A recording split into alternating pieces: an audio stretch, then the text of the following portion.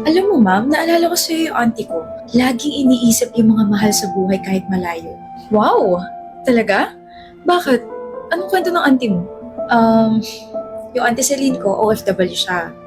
Never nakalimutan na alagaan ako kahit nasa malayo siya. Lalong-lalo na namatay yung mga magulang ko. Dana, sakit. Sobra. Hindi ko pa rin matanggap na wala na ang iyong nanay at tatay. Bilis ang pangyayari. Nalulungkot ako para sa'yo. Para sa ating lahat.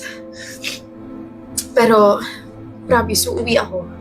Pinayagan ako ng boss ko na mag-leave ng 3 linggo. Kahit pa paano, gusto ko maramdaman mo na may kasama ka. Laban lang tayo ha. Salamat po, auntie. Nandito ako.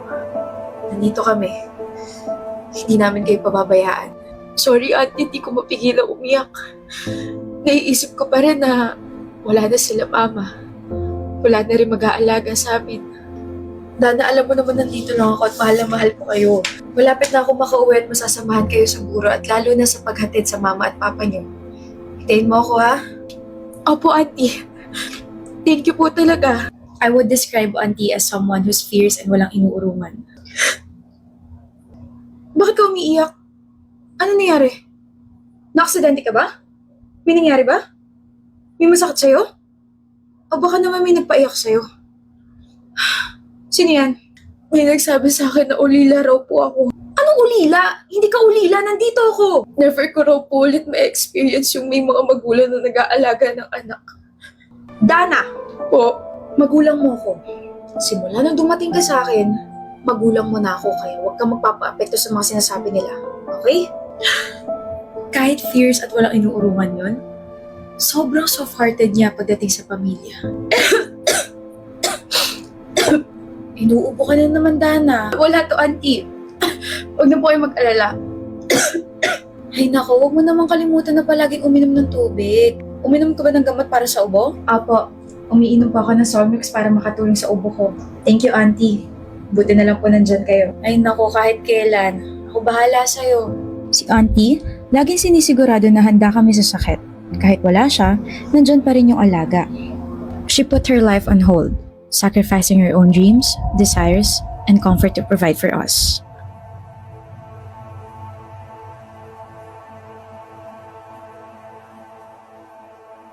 Tulad niyo, she's been there through our ups and downs. Hindi naging hadlang yung pagiging malayo niya para maalagaan kami. Tapos alam niyo ba? She shaped me into someone who can stand up for myself and she taught me a lot of things. For years of being an OFW, ang dami niya naging sakripisyo para sa amin and I am very grateful for that. Kinalagaan, hindi pinabayaan, binigyan ng atensyon, tinuruan, minahal bilang anak niya. Oh my gosh.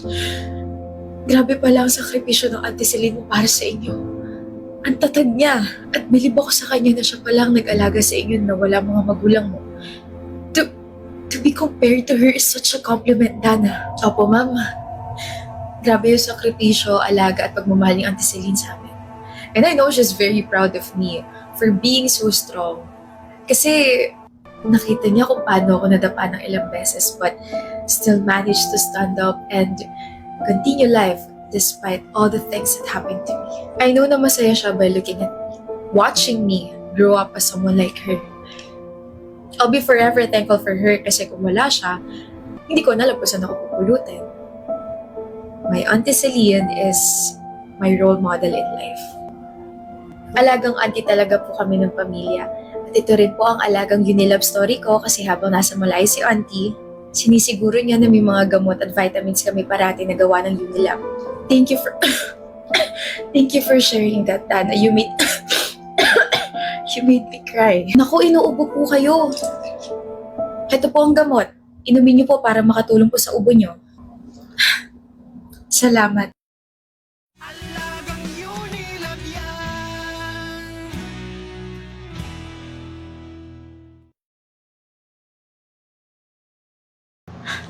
Kira? Rafa, You look good. ikaw rin ang pogi mo. Thank you.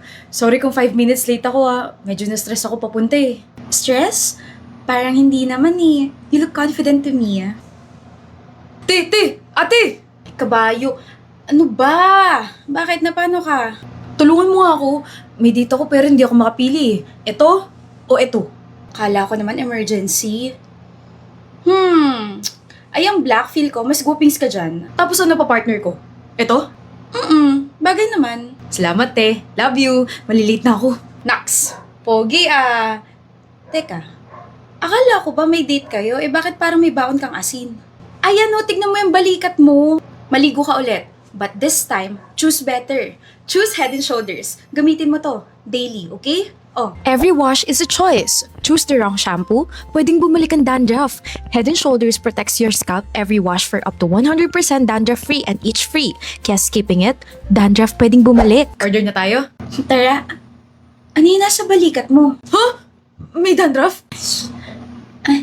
Ito lang pala. Kainis. Cute mo. Hi guys! Merry Christmas! Say hello to my FimFall! But this video is not about my FimFall. It's about unboxing my first ever advent calendar. Tadaan! Ang laki niya, di ba? This is actually from Realme and I've worked with them for a couple of times na. So thank you so much Realme for being so real to me. Ay, ang corny. Thank you so much kasi naisip niyo pa ako at pinadala niyo ako nito. Ang bigat nito. Oo. So, sana may cellphone, tablet. Ang days na itong nasa akin, pero ngayon ko pala siya ma-open. So, let's go! Pagka-open, ito ang bubungad sa ating lahat. Meron tayong 12 boxes na pwedeng i-open and may nakikita akong napakalaking box dyan. Feeling ko tablet yan. Tapos itong 5 na yan, pahaba yan. Ibig sabihin, cellphone yan. Number 1, stickers. Realme stickers. For number 2, we have a 2-in-1 USB cable. So, thank you so much, Realme. Number 3, ito na ang pinakamalaking package. Uy, mabigat siya. Kaso parang kasya. Tablet ba yan? Mukha ba tablet yan? Hindi. Guys, it's a life and hair dryer. Realme pinapakilig niyo ako. Nagulo na yung box. We have number 4. It's a sunglass. Oh, it's from Baobab. 8 more boxes, guys. So, nandito na tayo sa number 5. At yung sinasabi ko parang cellphone kasi ang haba niya. Pero I feel like hindi siya cellphone kasi ang gaan niya. So, sino ko naman dyan? Alam ng Realme. Napawisin akong girly. So, they gave me a Tech Life handheld fan tool. Number 6. It's a keychain. O, a tag keychain. Tadaan! Merry Christmas daw. 7. Another keychain! Siya to. Kamukha ba kami? 8. This is big. So, okay, let's open it. Ang cute! It's a Meow Cuckoo bag charm. Labubo yarn! Number 9. Blank new. Blank new? Blank new. Ano ba? For number 9, we have this cord or a phone strap or, I don't know, a knot cord from Blank New. Last 3 boxes. For number 10, we have a Quick FX sunscreen. Thank you so much, Realme. For number 11, we have... Wait, may isa pa. Oh! Anong tawag dito? Phone ganito. Ganon, oh. Ganon. It's a pop socket. Tapos, this one, for gaming siya. Samid! We're down to our last box. For number 12, we have... Oh! Ano yan? A perfume. It's from Aficionado. So here are the things that I got from the Advent calendar. Thank you so much, Realme.